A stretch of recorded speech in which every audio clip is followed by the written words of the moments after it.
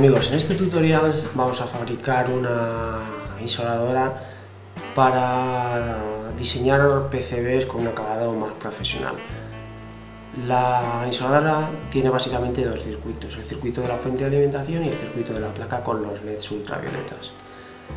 ¿Qué componentes vamos a necesitar? Pues una caja. Nosotros hemos utilizado una caja de madera de 25 x 19, que lo tengo aquí escrito.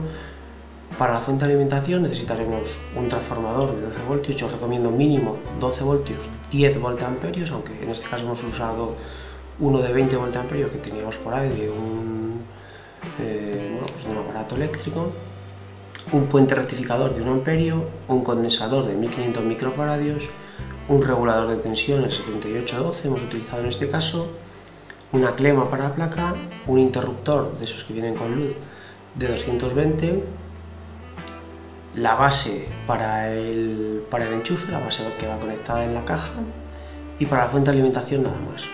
Para la placa con los LEDs necesitamos, pues, lógicamente, una placa donde pinchar los LEDs.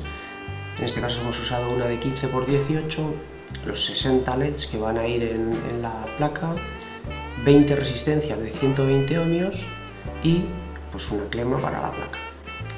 Lo que vamos a hacer ahora es ver el esquemático de los dos circuitos, tanto de la fuente de alimentación como de los LEDs, y posteriormente veremos la fabricación de ambos circuitos.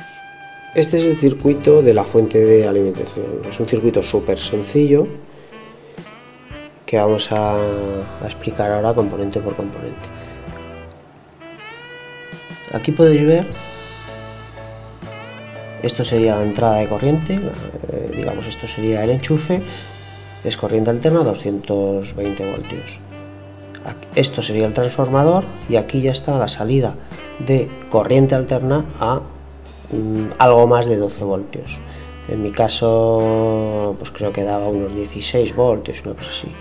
Después está el puente rectificador, que su función es rectificar la onda de corriente alterna a corriente continua. Esto sería un condensador electrolítico de 1500 microfaradios, su función es hacer de filtro, ahora veremos. Y por último está el regulador de tensión para proporcionar una señal continua mucho más limpia. En este punto y a la salida del transformador, la forma de la onda es así, es corriente alterna, es decir, tiene picos positivos y picos negativos. Esto es tanto en la base del enchufe como a la salida del transformador. A la salida del puente rectificador, pues ya la onda es solo positiva, como veis, tiene forma de puente.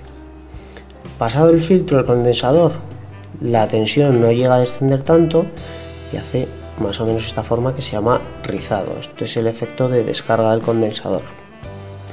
Y por último, cuando pasa por el regulador de tensión, la salida ya es una salida muy estable, prácticamente fija, de 12 voltios, bueno, 12 con un poquito, o sea, 12,10, 12,20 más o menos. El esquema del interruptor lo pongo así porque hay gente que a lo mejor no sabe cómo se conecta. Es muy sencillo. Esta sería la base del enchufe. Aquí tendríamos los dos cables, el marrón que es la fase y el azul que es el neutro. El marrón iría conectado a esta primera patita y la otra punta del marrón se conectaría a esta otra patita, y esto iría ya a la primera entrada del transformador. Estas dos patitas son del mismo color, como veréis estos interruptores normalmente llevan dos patitas del mismo color y otra de un color diferente, más dorado, esa es la patita de la luz. Bueno, pues el neutro, el cable de color azul, tiene que ir por un lado a la otra entrada del transformador, y también para dar luz pues tiene que ir al conector de la lámpara del interruptor. Y luego el transformador aquí tendría ya la salida de 12 voltios todavía en corriente alterna.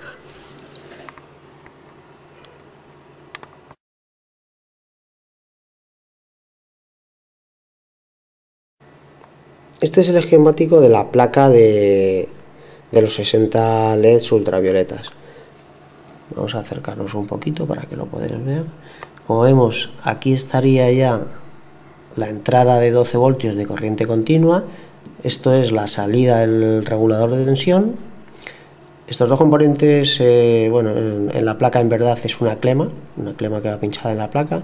Entonces del regulador de tensión iría pues el polo positivo a un lado de la clema y el polo negativo al otro lado de la clema.